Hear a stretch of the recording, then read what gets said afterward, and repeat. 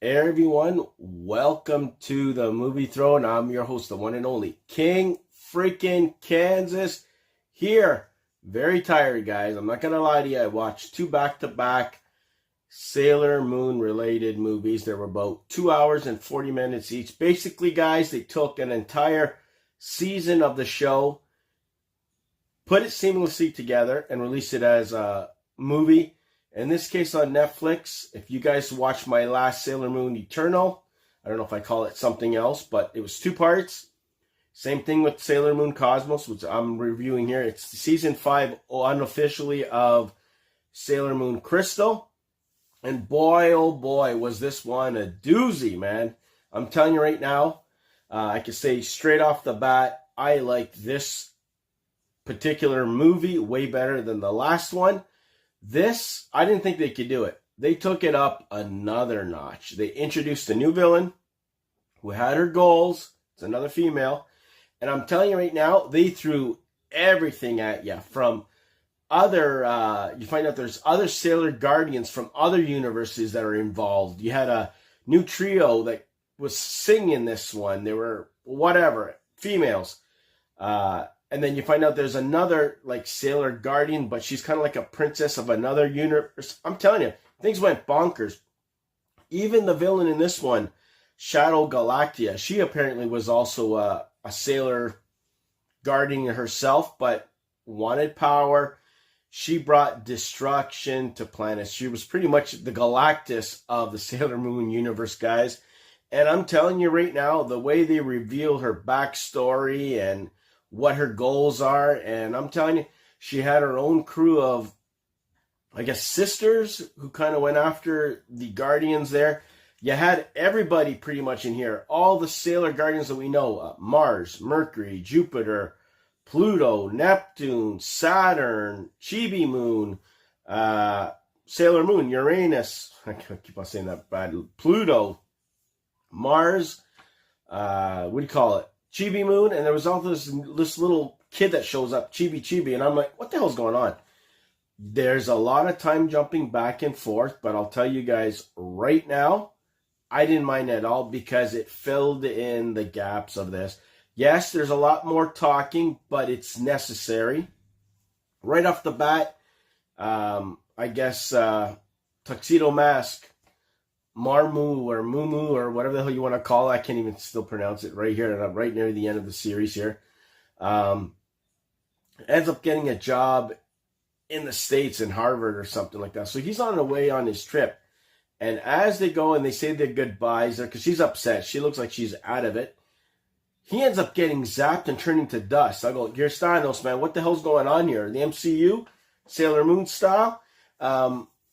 You know, according to IMDb, it says that this movie came out in 2023. I don't know if it's 2021, 2023, because some people say 2021, some people say whatever. I don't know.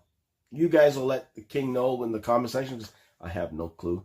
All I know is this is season 5. Anyways, I'm going to go back again.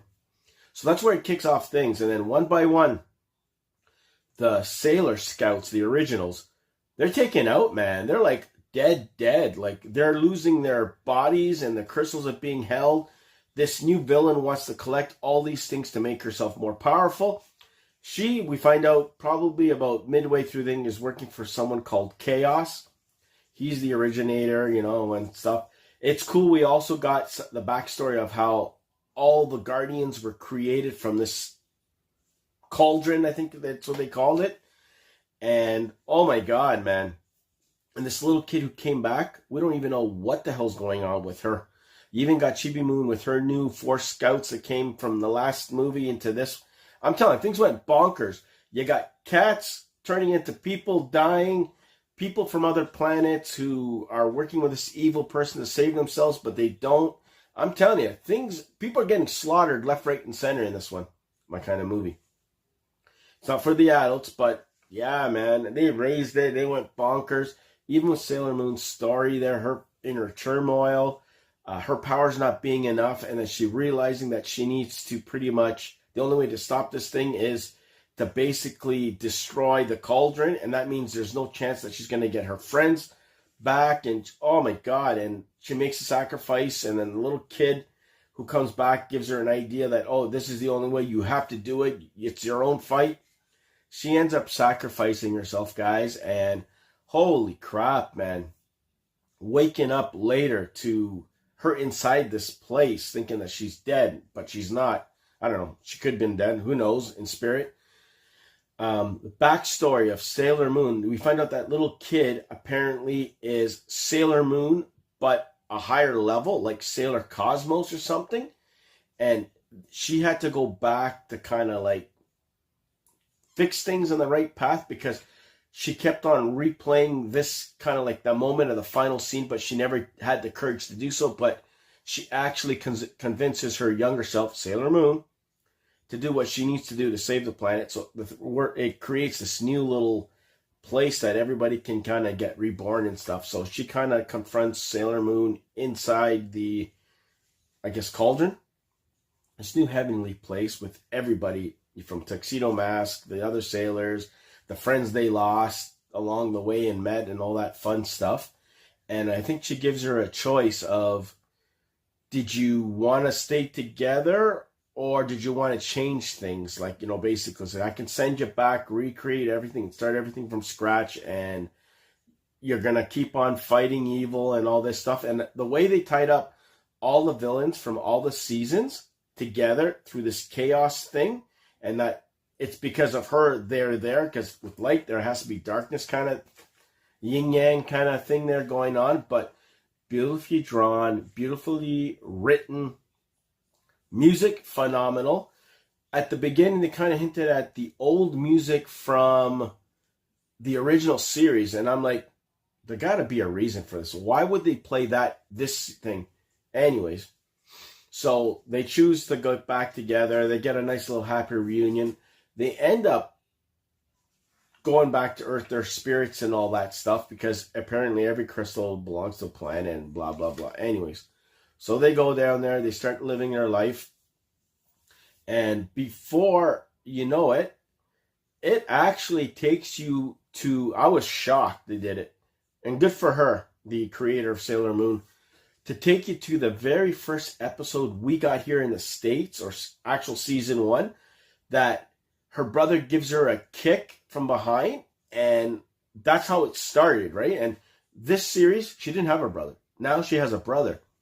And there's a cat that's there and leaps on her. I remember that from the very first episode of Sailor Moon, when I watched in the 1990s, which was kind of brought a smile to my face. I was shocked, but in a good way. So that kind of goes there. And then all of a sudden, it takes her back to sleeping in her bed, and she wakes up with Tuxedo Mask there. And they're in, I guess, the normal setting there. And it's like, can you please say what you said to me, even though you said it 1,000 times or whatever? Will you marry me, or let's get married, or something like that. So there's a wedding, for God's sakes, which that was kind of heartfelt. I'll give you that. Getting married, and then there's like a spirit that comes into her, and she's kind of saying that that's pretty much Chibi Moon, that she's going to be giving a birth, and she's going to take on the adventure and, the fight against evil and protect the earth and be a guardian and all this fun stuff, which is pretty cool.